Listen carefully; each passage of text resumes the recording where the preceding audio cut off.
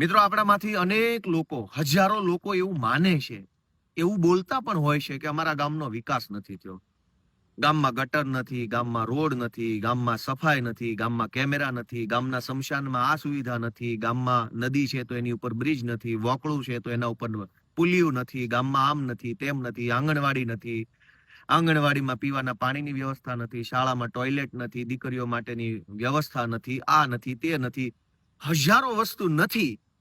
એવો આપણો પ્રશ્ન હોય છે, એવી આપણી સમસ્યા હોય છે, એ આપણે વારે ઘડીએ કહેતા હોઈએ છીએ કે અમારા ગામમાં આમ નથી અથવા તેમ નથી. પણ ક્યારે આપણે વિચાર્યું કે આપણે તો ગ્રામ સભામાં જ જતા નથી.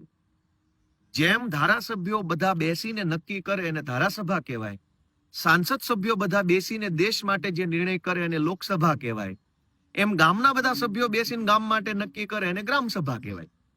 તો ગ્રામ સભામાં તો કોઈ જતું જ નથી. વર્ષોથી ગ્રામ સભાઓ કાગળ ઉપર થઈ જાય છે, કાગળ ઉપર ફોટા, કાગળ ઉપર વિડીયો, કાગળ ઉપર ફૂલ ગુલાબી ચિત્ર બની જાય અને એવું બતાવવામાં આવે કે ગામની અંદર તો અમેરિકા જેવો માહોલ છે. તો હું તમને વિનંતી કરું છું, બધી જ્ઞાતિના, બધા સમાજના, બધા ગામના યુવાનોને કે ભાઈ થોડુંક જાગો, સહેજ હિંમત કરો, સહેજ બોલો. ગામ તમારું છે.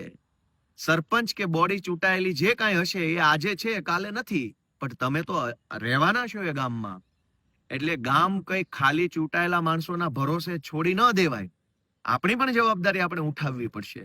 તો ગામના બધા જ યુવાનોને વિનંતી છે કે તમારા ગામનો વિકાસ ઈચ્છતા હોવ, તમારા ગામમાં કંઈક સારું થાય એવું ઈચ્છતા હોવ, તો તમારે તમારા ગામની ગ્રામ સભામાં જવું જોઈએ.